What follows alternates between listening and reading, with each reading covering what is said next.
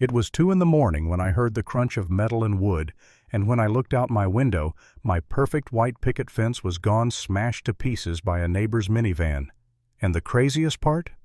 Minutes later, flashing blue and red lights washed over my house, and the cops didn't come to help me. They came because she had called 911 on me. That was the moment I realized I wasn't just dealing with an entitled neighbor, I was about to fight a war inside my own neighborhood. I had moved into this community only a few weeks earlier. I'd worked for years to afford a little house of my own, and the backyard jacuzzi was my splurge, my piece of peace. That night I was asleep in my old pajama pants, half drooling into my pillow, when I heard a tapping noise at my sliding glass door. Not the front door, the back. I shuffled over, pulled the blinds back, and there were 2 kids I barely recognized, Kevin and his girlfriend Tiffany. They were smiling, waving like we were best friends. Kevin grinned and said, "Hey man, saw your hot tub's on. Mind if we use it?" At 2 a.m., I thought I misheard him. I told him no, just no. My jacuzzi wasn't the neighborhood pool. They scoffed and walked off, and I thought that was it. I locked the door and went back to bed. Minutes later came pounding. This time it wasn't kids, it was their mother. She showed up in a neon pink tracksuit, practically glowing in the night, and she was screaming at me like I had committed some crime. She called me selfish, unfriendly, accused me of not fitting in, and then she dropped those words, "You people, you're kind." I froze. You hear about neighbors like this, you see viral clips, but you never think you'll be standing in your own backyard, pajama pants sagging while someone screams racism in your face. I told her to leave, locked the door, and tried to breathe. That's when she stomped off, jumped into her van, revved the engine, and plowed it straight through my fence. By the time I processed what had happened, the sirens were already close. Relief washed over me. Surely someone else had called. They'd see my fence, they'd see the damage, and finally this nightmare would be over. But when the cruisers pulled up, they didn't look at her. They looked at me. Brenda was in her driveway, waving her arms, sobbing like she was auditioning for a soap opera. She told them I'd threatened her and her children, that she was so terrified she panicked and hit my fence while fleeing for her life. Kevin and Tiffany stood there looking innocent, backing her up. My jaw dropped. My word against hers. No, my word against theirs. 1 versus 3. And I knew how that math works in neighborhoods like this. The officers took notes, gave me a report number, and drove away. No arrests, no tickets. Just me standing in my ruined yard with my heart pounding and my hands shaking. The next morning, my neighbor Gary, a retired firefighter, came over. He was furious when he saw the wreckage. Then he told me he had a doorbell camera facing the street. That little piece of technology gave me my first glimmer of hope. On the footage, you could see her van clearly back out, pause line up with my fence, then accelerate and smash through. Not an accident. Deliberate. He burned the file to a drive and even wrote a statement for me. For the first time, I didn't feel crazy. But my relief didn't last long. That afternoon, a letter from the HOA landed in my mailbox. They fined me for failure to maintain property standards, the broken fence, and accused me of hostile behavior based on a complaint from a concerned resident. Brenda hadn't just lied to the cops, she'd already poisoned the HOA against me. I called them, tried to explain. The woman on the phone said in that cold, clipped voice, "We don't get involved in neighbor disputes, sir. We enforce bylaws. You can appeal at the next board meeting, 3 weeks from now." I hung up my hands, shaking. 3 weeks of living as the official neighborhood menace. 3 weeks where anyone reading that letter would think I was the problem. Then came the lawsuit. A guy in a cheap suit dropped an envelope at my door. Brenda was suing me. Her claims were insane damages to her van because my improperly maintained fence was a hazard, emotional distress, because I'd supposedly screamed at her, and slander because I told people she used racial slurs. She wanted tens of thousands. I sat on my living room floor surrounded by papers, and I wanted to give up. I actually asked myself, maybe I shouldn't have said anything. Maybe I should have just let those kids in the hot tub.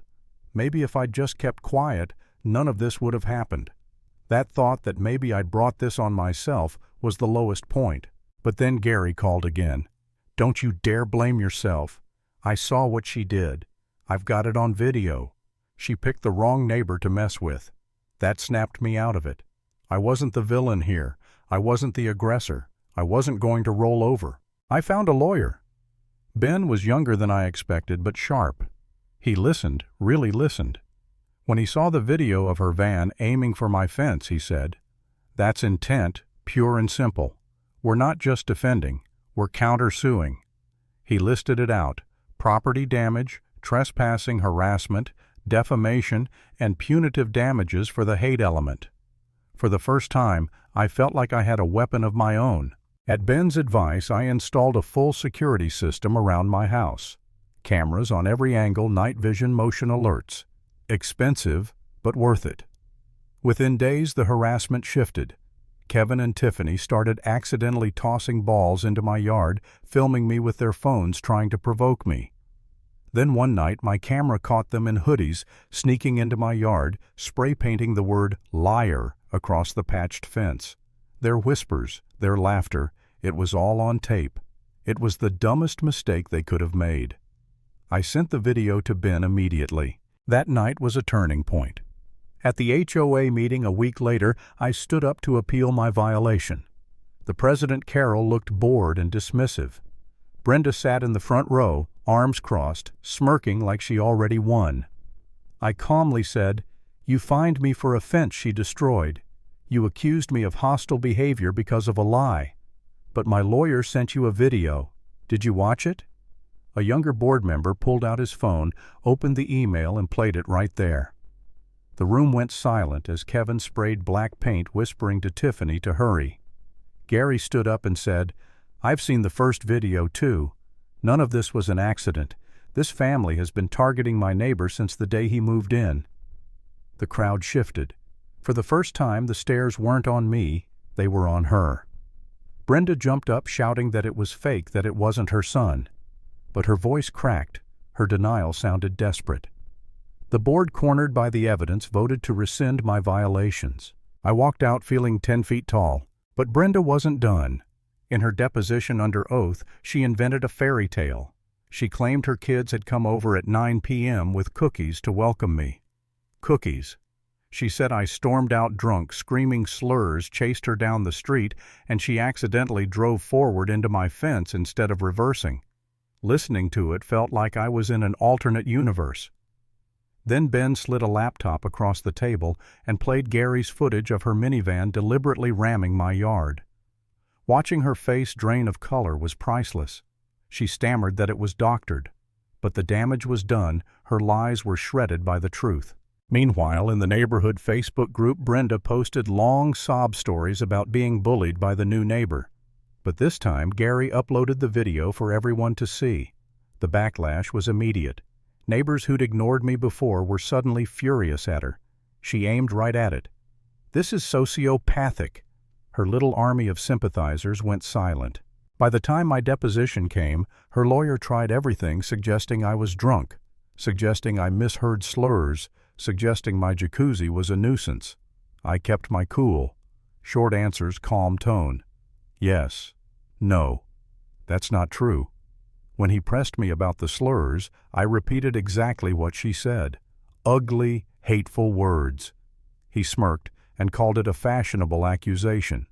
Ben slammed an objection, and I looked him dead in the eye and said, "I know what I heard." For 4 hours he tried to break me. He failed. The tide had turned. The HOA backed down. The community saw the videos. The police had evidence. And Brenda, who started this whole war by demanding her son use my jacuzzi, had finally collapsed under her own lies. She'd tried to flip the script to make me the villain in my own story, but in the end, the truth was too strong to bury. And that's the lesson when someone builds their power on lies. The smallest piece of undeniable truth is enough to bring it all crashing down.